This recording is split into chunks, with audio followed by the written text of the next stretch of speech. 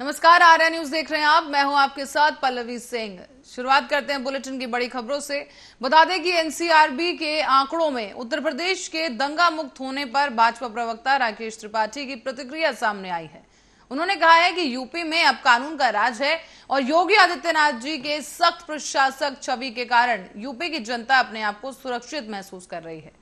साथ ही आपको बता दें कि हाल ही में एक सर्वे में सामने आया है और इसी के ऊपर ये प्रतिक्रिया देते हुए उन्होंने बयान दिया है।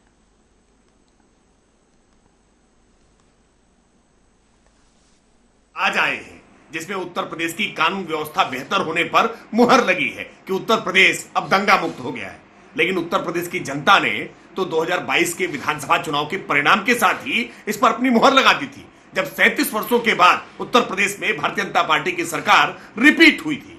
भारतीय जनता पार्टी की सरकार बनने के साथ ही कानून का शिकंजा बहुत कठोरता से अपराधियों पर कसना शुरू हुआ और उसके कारण आज उत्तर प्रदेश सांप्रदायिक दंगों से पूरी तरह से मुक्त हुआ है। उत्तर प्रदेश के मुख्यमंत्री योगी आदित्यनाथ जी की आज कठोर प्रशासक छवि के कारण उत्तर प्रदेश की जनता अपने आप को सुरक्षित में।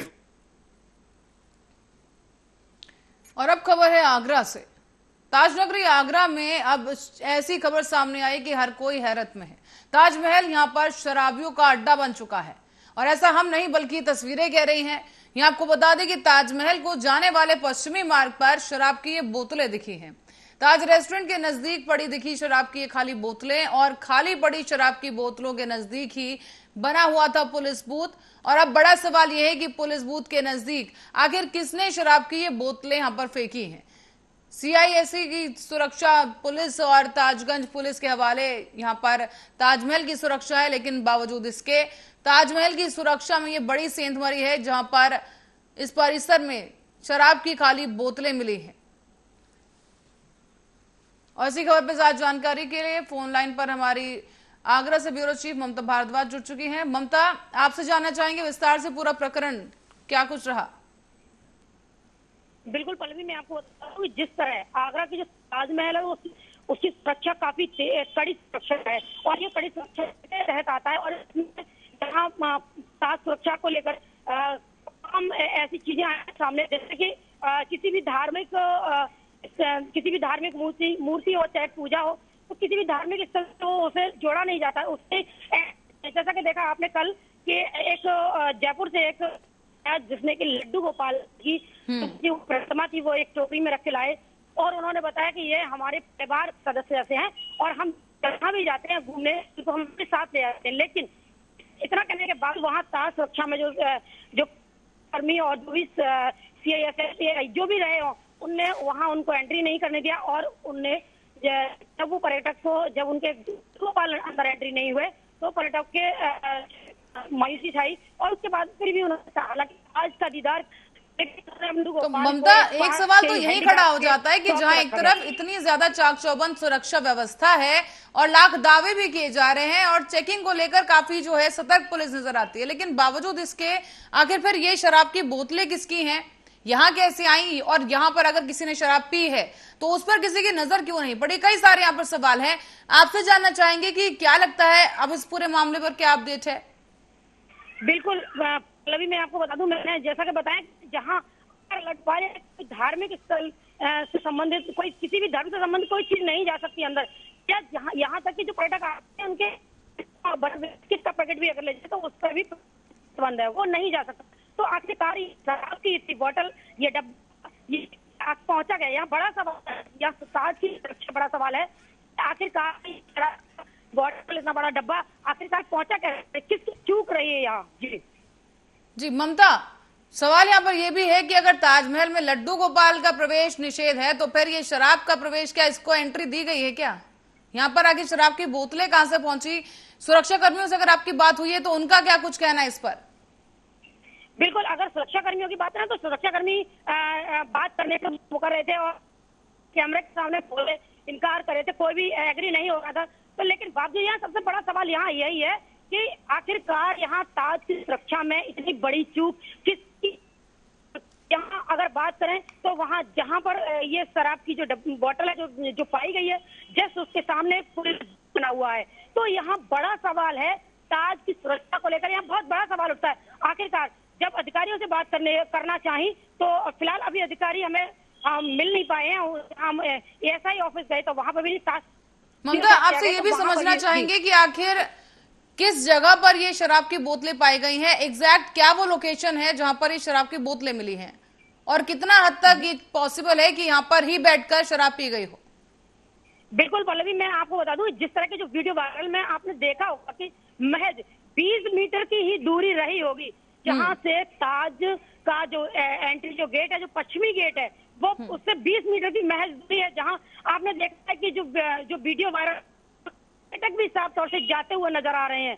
तो यहाँ बड़ी चूक है। यहाँ ताज की सुरक्षा में एक बड़ा सवाल है कि आखिरकार ये शराब बोतल आखिरकार पहुंची कैसे और किसकी भूल हो सकती है, किसने इस जो शराब की बोतल है किसने यूज की और उसने वहां फेंकी। तो ममता, अब इस पूरे प्रकरण को लेकर क्या कुछ प्रक्रिया वहां पर हो रही है, किस तरीके से जांच पड़ताल की जा रही है ताकि जो आरोपी रहा है उसको पकड़ा जा सके और इस पूरे प्रकरण की क्या कुछ सच्चाई है उसे पता लगाया जा सके? दूसरी बात मैं आपसे ये पूछना चाहूंगी, क्या यहाँ पर कहीं सीसीटीवी लगी थी जिसकी वजह से खुलासा हो सके कि आखिर ये काम किसने किया है? बिल्कुल पल्लवी, अगर सीसीटीवी की बात करें तो वहाँ ताज की सुरक्षा को लेकर तमाम जगह पर तमाम बैरियर लगे हैं और जगह जगह सीसीटीवी लगे हैं। लेकिन ये बड़ा सवाल है कि जो पीने वाला है जो शराब और उसको सीसीटीवी कैमरा को भी नजरअंदाज करते हैं, तो अंदर एंट्री करने के बाद इसका यूज किया और उस बोतल को अंदर ही फेंक दिया। और तरह यहाँ एक सवाल और है कि जहाँ हिंदूवादियों का ये जो कल प्रकरण था ये लड़का, तो हिंदूवादियों को भी ये प्रतिक्रिया आ रही है कि जब लड्डू गोपाल को एंट्री नहीं दी जा सकती, आखिरकार ये शराब की बोतल को एंट्री कैसे दी गई और आखिरकार शराब सुरक्षा में कितनी बड़ी चूक है, इससे हिंदूवादियों में भी रोष। चलिए ममता, बहुत बहुत धन्यवाद इस तमाम जानकारी के लिए। दर्शकों को एक बार फिर से इस वीडियो की तरफ लिए चलते हैं आपका ध्यान कि यहाँ पर ताज परिसर में एक शराब की बोतल मिली है। अब सवाल ये उठ रहे हैं कि आखिर यहाँ पर बोतल की एंट्री कैसे हो गई, जब इतनी कड़ी चेकिंग हो रही है कि यहाँ पर एक शख्स हाल ही में लड्डू गोपाल यानी भगवान कृष्ण के बाल स्वरूप को अपने साथ लेकर पहुंचा था, लेकिन उसे एंट्री नहीं दी गई क्योंकि वहां पर लड्डू गोपाल की एंट्री को निषेध बता दिया गया। लेकिन अब ऐसे में ये शराब की बोतल आखिर कहां से आई? जो सुरक्षा कर्मी यहां पर भगवान कृष्ण को अंदर नहीं जाने दे रहे थे, तो वहां उन्होंने इस शराब की बोतल को एंट्री कैसे दे दी? आखिर कौन यहां पर शराब की ये बोतलें लेकर पहुंचा? और यहाँ पर यह भी सवाल उठता है कि क्या यहीं पर बैठकर शराब पी गई, और ऐसे में सुरक्षा कर्मी आखिर क्या कर रहे थे? और ताज परिसर में ये शराब की बोतल मिलना अपने आप में कानून व्यवस्था पर एक बहुत बड़ा सवाल यहां पर खड़ा कर देती है। अब देखना ही होगा कि इसको लेकर जांच किस हद तक आगे बढ़ाई जाती है और आरोपियों की धरपकड़ में पुलिस कितना सफल हो पाती है।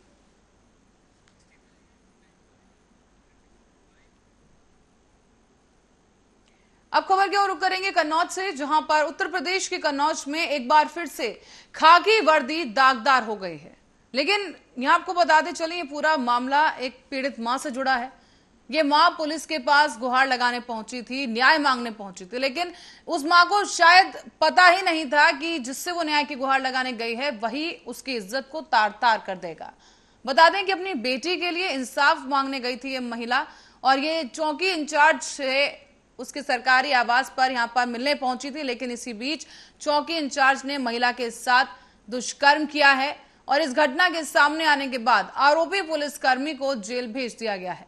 हालांकि पीड़िता ने अपनी शिकायत में एसपी को बताया कि चौकी इंचार्ज ने जांच के बहाने उसे अपने सरकारी आवास पर बुलाया था और फिर उसके साथ रेप की घटना को अंजाम दिया गया। एसपी ने इस पूरे मामले को गंभीरता से लेते हुए तत्काल ही कार्रवाई की और चौकी इंचार्ज पर रिपोर्ट दर्ज कर उसे जेल भेज दिया है। बताया जा रहा है कि आरोपी अनूप मौर्य हाल ही में इंस्पेक्टर पद पर प्रमोट हुआ था और जानकारी के मुताबिक पीड़ित महिला की बेटी का किसी युवक के साथ प्रेम संबंध था। ये दोनों ही घर से भाग गए थे और महिला इसी पूरे मामले को लेकर शिकायत लेकर थाने पहुंची थी। लेकिन साथ ही साथ उसने आरोपी के खिलाफ कार्रवाई के लिए 26 अगस्त को एसपी को प्रार्थना पत्र दिया था और इसी मामले पर आगे की कार्रवाई और जांच के लिए इस महिला को पुलिसकर्मी ने अपने आवास पर बुलाया और वहां इस महिला के साथ रेप किया गया है। कन्नौज से एक खबर है जहां पर खाकी को शर्मसार कर दिया गया है, दागदार कर दिया है इस पुलिसकर्मी ने। हालांकि इसी वक्त तत्काल कार्रवाई करते हुए एसपी ने आरोपी पुलिसकर्मी को जेल भेज दिया है। हाँ नहीं कोई नहीं गुस्सा आएगा, बोलो।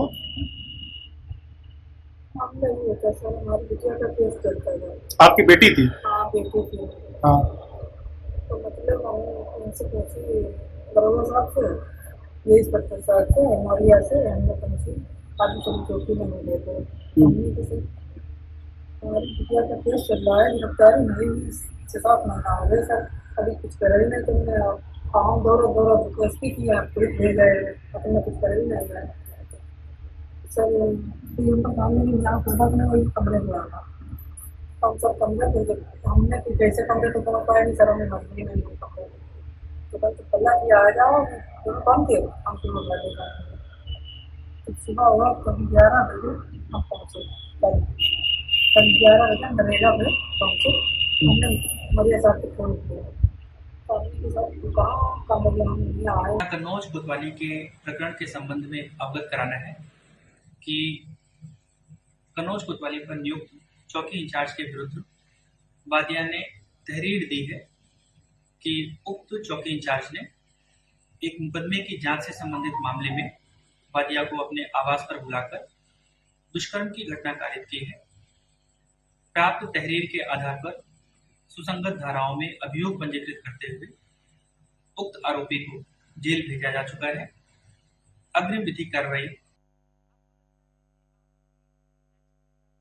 और इसी खबर पर ज्यादा जानकारी के लिए राम ऋषि पांडे हमारे संवाददाता जुड़ चुके हैं। राम ऋषि, आपसे जानना चाहेंगे कि इस पूरे मामले को लेकर अब महिला की क्या कुछ प्रतिक्रिया है, क्योंकि तत्काल प्रभाव से कार्रवाई इस मामले में की जा चुकी है। जी बिल्कुल, आपको बता दें सदर कोतवाली क्षेत्र से जुड़ा है, हाजी शरीफ चौकी इंचार्ज का मामला है। पीड़िता ने जो है आरोप लगाया था कि चौकी इंचार्ज जो है उसमें एफआईआर लगा रहे हैं।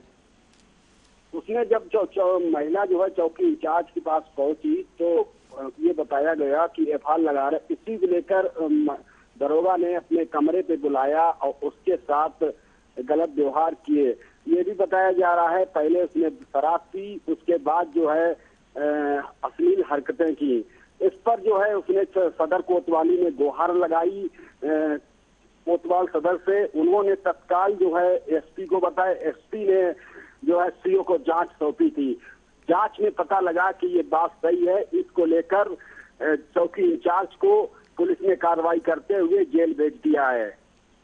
जी, तो राम ऋषि, आपसे जानना चाहेंगे कि इस महिला का क्या कुछ आरोप है और क्या इससे पहले भी इस आरोपी पुलिसकर्मी के खिलाफ कोई इस तरह की शिकायत आई है?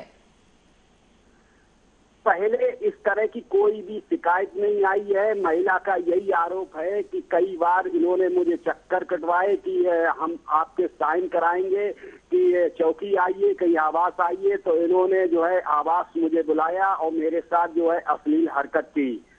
जी, तो राम ऋषि, क्या महिला का मेडिकल भी कराया जा चुका है? क्या पुष्टि हो चुकी है पूरी इस वारदात को लेकर, या अभी भी कोई गुंजाइश है, इसमें कोई जांच चल रही है?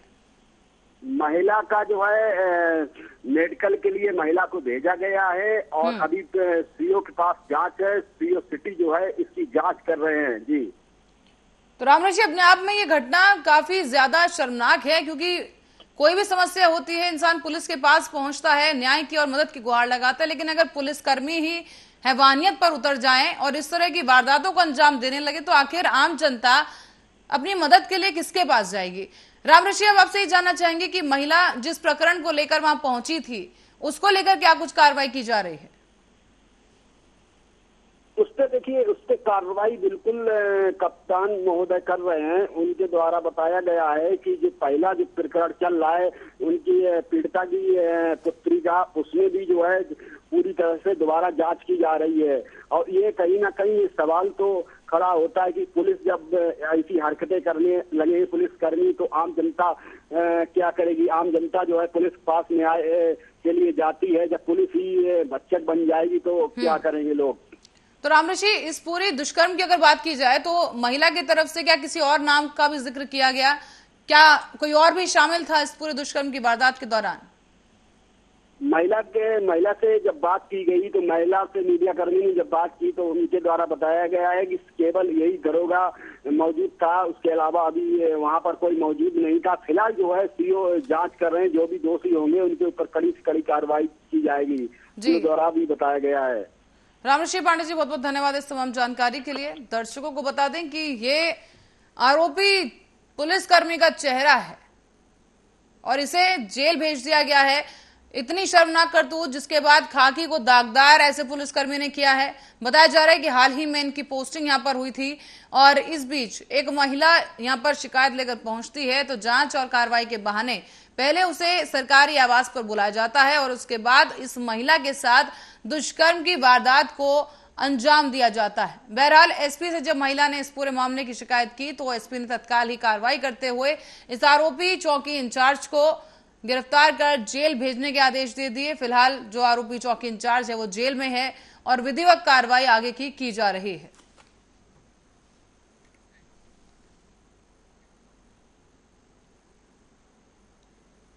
और अब बढ़ते हैं अगली खबर की ओर। कन्नौज से खबर है कि छिबरमऊ नगर में स्थित वीरेंद्र पब्लिक स्कूल में अकादमिक प्रतियोगिताओं का आयोजन किया गया है। इसमें कई प्रतियोगिताएं हुई और यहां पर किसी ने प्रथम तो किसी ने द्वितीय पुरस्कार जीतकर बाजी मारी है। कक्षा 3 से लेकर कक्षा 5 तक के विद्यार्थियों के लिए निबंध लेखन की प्रतियोगिता आयोजित की गई, जिसमें कक्षा 5वीं के छात्र अमन त्रिपाठी ने प्रथम स्थान और कक्षा 7वीं की छात्रा अनन्या पांडे ने द्वितीय स्थान प्राप्त किया है। सभी बच्चों ने बढ़ चढ़कर इस प्रतियोगिता में हिस्सा लिया और बताते चलें कि प्रथम, द्वितीय और तृतीय स्थान प्राप्त करने वाले अभ्यर्थियों को और विद्यार्थियों को प्रधानाचार्य श्रवण शुक्ला के द्वारा मेडल पहनाकर प्रमाण पत्र देकर सम्मानित किया गया है।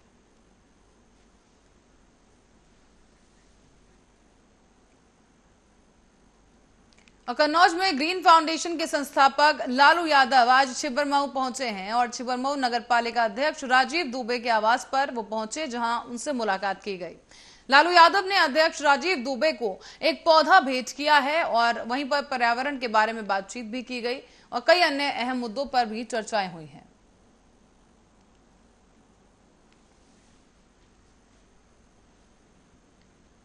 बुलेटिन में आगे बढ़ते हैं अगली खबर की ओर। खबर है कानपुर देहात से, जहां यमुना में आई भीषण बाढ़ की चपेट में फंसे बाढ़ पीड़ितों के लिए हर कोई मदद करने में जुटा हुआ है।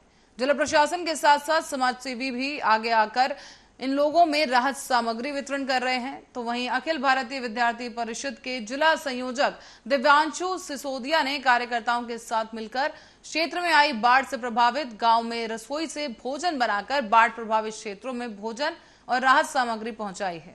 बाढ़ का स्वरूप इतना भयानक है कि कई गांव पूरी तरीके से डूब चुके हैं और बहुत से घरों में पानी घुस गया है। गांव के ही लोग अपना घर छोड़कर अब सुरक्षित स्थानों पर रहने के लिए मजबूर हो गए हैं। वो टेंट या फिर पन्नी लगाकर ऊंचे टीलों पर अपने परिवार समेत रह रहे हैं और बाढ़ अधिक आने की वजह से गांव की जो बिजली व्यवस्था है वो भी बुरी तरह से ठप हो चुकी है। अखिल भारतीय परिषद के कार्यकर्ता नाव में बैठकर गांव तक पहुंच रहे हैं और जो भी ग्रामीण वहां पर उन्हें मिल रहे हैं उन सभी लोगों को भोजन और राहत सामग्री उपलब्ध करवाई जा रही है। आपको ये भी बता दें कि गांव वालों को आश्वासन दिया गया है कि इस भयावह परिस्थिति में परिषद के प्रत्येक कार्यकर्ता उनके साथ हैं। आपको दिखा दें, इस वीडियो में आप साफ देख सकते हैं आपकी स्क्रीन पर कि यहाँ पर लोग किस परिस्थिति में रह रहे हैं। टेंट लगाकर और उस पर पन्नी डालकर ये लोग यहाँ पर रहने के लिए मजबूर हैं। और इस बीच जो अखिल भारतीय परिषद के जो सदस्य हैं, जो कार्यकर्ता हैं, यहाँ पर नाव के सहारे इन तमाम बाढ़ ग्रसित इलाकों में पहुंचे हैं और ग्रामीणों से मिलकर उन्हें आश्वासन जताया जा रहा है कि किसी भी तरह की मदद उन तक जरूर पहुंचाई जाएगी। और साथ ही साथ आपको बता दें कि खाने पीने का सामान उन तक पहुंचाया जा रहा है। बाढ़ ग्रसित जो ये ग्रामीण हैं, इन तक आप देख सकते हैं कि कार्यकर्ता यहां पहुंचे हैं और इसी के साथ ही उन्हें राहत सामग्री वितरित की गई।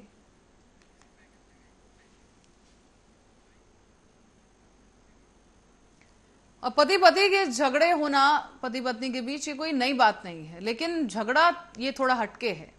यहाँ पर एक पति को अपनी पत्नी से झगड़ा करना इतना नागवार गुजरा कि उसने अपनी पत्नी से पीछा छुड़ाने के लिए एक पेड़ पर ही अपना आशियाना बना लिया है।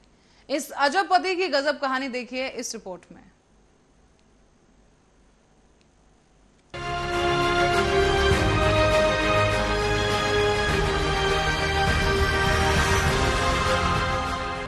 घर बार छोड़ छाड़ के दुनिया की भीड़ से परे यह आदमी जो आपके सामने इस वीडियो में दिख रहा है, ये इस पेड़ पर कोई फल फूल तोड़ने या यहाँ से कोई खास नजारा देखने के लिए इस पेड़ पर नहीं चढ़ा है, बल्कि ये पत्नी का सताया हुआ पति है जो अपनी घरवाली से तंग होकर करीब 32 दिनों से पेड़ पर आशियाना बनाकर रह रहा है।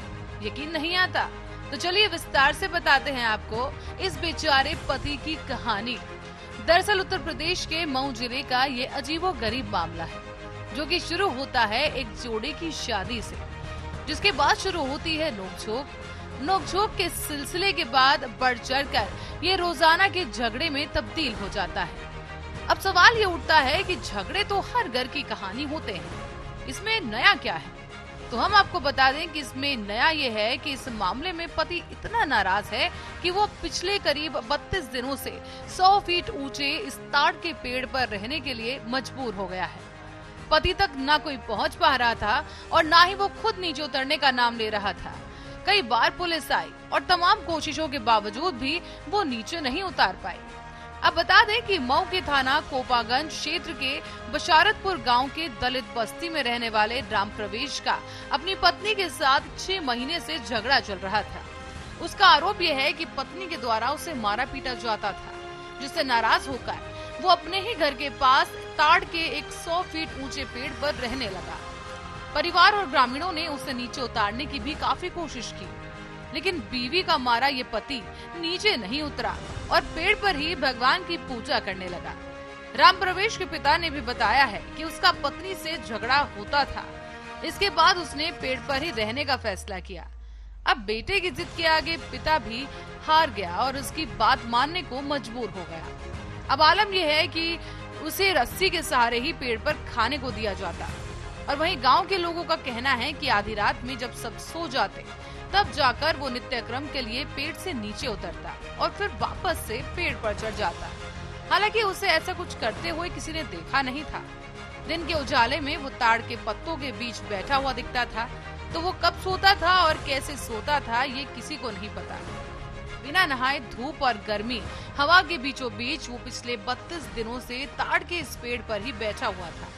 तो वहीं जब इस मामले की जानकारी मऊ के उच्च अधिकारियों को हुई तो सभी अधिकारी, जिनमें एसडीएम, सीओ सिटी भी शामिल रहे, वो पुलिस टीम के साथ मौके पर पहुंचे और इस युवक को समझाने का प्रयास करने लगे। हालांकि पहले तो वो नहीं माना, लेकिन कड़ी मशक्कत के बाद आखिरकार उसे मानना पड़ा। नीचे आने का फैसला उस शख्स ने किया और इस दौरान फिर पेड़ के चारों तरफ जाल लगाया गया। जाल लगने के बाद पति समझ चुका था कि अब उतर जाने में ही भलाई है, नहीं तो जबरन उतारा जाएगा। तो उसने आव देखा ना ताव और जाल पर छलांग लगा दी।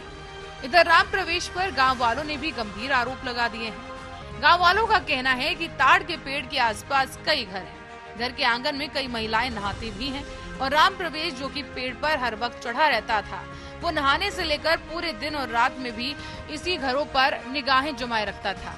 लोगों ने कहा कि इस घर की महिलाएं काफी असहज हो गयीं और इसके बाद उन्होंने इसकी शिकायत स्थानीय पुलिस से की। अब पूरा सच क्या है वो तो पुलिस की जांच के बाद ही सामने आएगा और खुलासे के बाद ही पता चलेगा कि आखिर ये शख्स हालात का मारा था या किसी बुरी आदत का।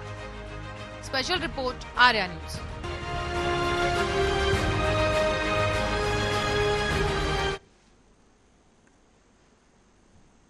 और इसी रिपोर्ट के साथ ही बुलेटिन में फिलहाल के लिए इतना ही। खबरों का सिलसिला जारी है, आप देखते रहिए आर्या न्यूज।